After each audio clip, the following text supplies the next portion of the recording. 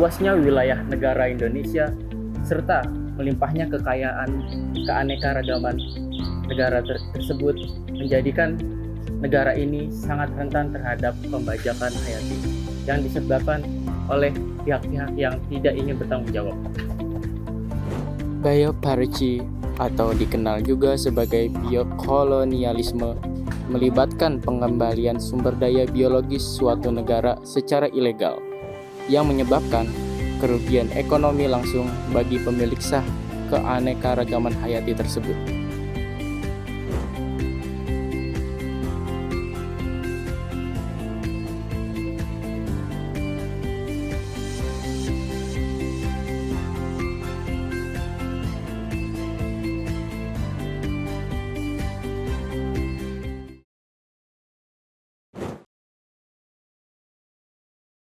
Oke, jadi salah satu bentuk pembajakan terhadap sumber daya genetika ini yaitu terhadap tanaman temulawak. Tanaman temulawak sendiri hanya tumbuh di beberapa negara, salah satunya di Indonesia. Tanaman temulawak memiliki beberapa manfaat, salah satunya adalah menjaga daya tahan tubuh. Nah, beberapa contoh kasus dari biopiracy terhadap temulawak adalah paten produk berbasis temulawak oleh perusahaan asing dan komersialisasi tanpa pembagian manfaat dengan Indonesia.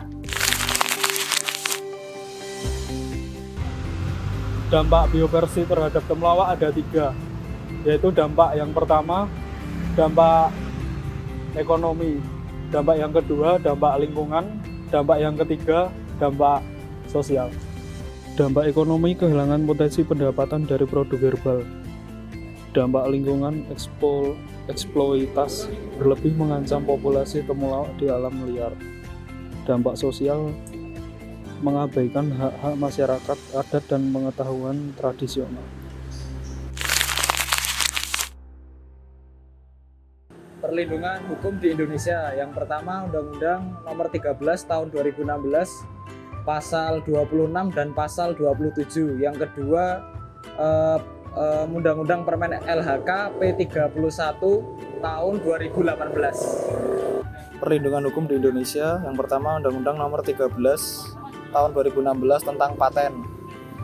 Tidak memberikan paten untuk pengetahuan tradisional yang sudah dikenal masyarakat, mengharuskan pengungkapan sumber daya genetik. Berikutnya pasal 26, tidak diberikan untuk invensi yang berasal dari proses atau penggunaan pengetahuan tradisional yang sudah dikenal masyarakat, dan pasal 27 ayat 1, jika invensi tersebut dianggap bertentangan dengan moralitas, ketertiban umum dan kepentingan publik. Yang kedua, Permen LHK nomor P31 tahun 2018 mengatur akses ke sumber daya genetik dan pembagian manfaat. Yang kedua, melibatkan komunitas lokal dan pemerintah dalam pemanfaatan temulawak. Yang ketiga, dapat dimanfaatkan secara legal dan berkelanjutan dengan pembagian manfaat yang adil bagi Indonesia dan komunitas lokal. Nah, untuk tantangan dari perlindungan hayati temulawak itu sendiri, yang pertama yaitu kurangnya sosialisasi terhadap masyarakat adat tentang hak mereka, dan yang kedua yaitu lemahnya hukum dari pemerintah yang ditegakkan dalam praktik biopiracy, dan yang ketiga yaitu kurangnya kerjasama internasional dalam praktik biopiracy, dan yang terakhir yaitu rendahnya inovasi dalam negeri, tentunya khususnya produk yang dihasilkan dari temulawak.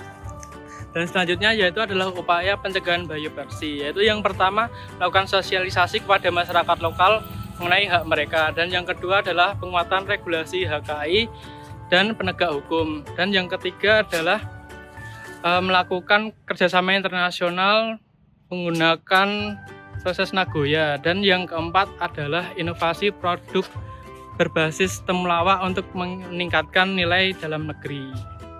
Kesimpulannya yaitu biopiracy mengancam kekayaan hayati dan budaya. Yang kedua itu perlindungan hukum dan regulasi yang perlu diperkuat. Terus yang ketiga, inovasi produk dan pemberdayaan masyarakat lokal. Terus yang terakhir itu sinergi antara pemerintah, akademisi, dan industri.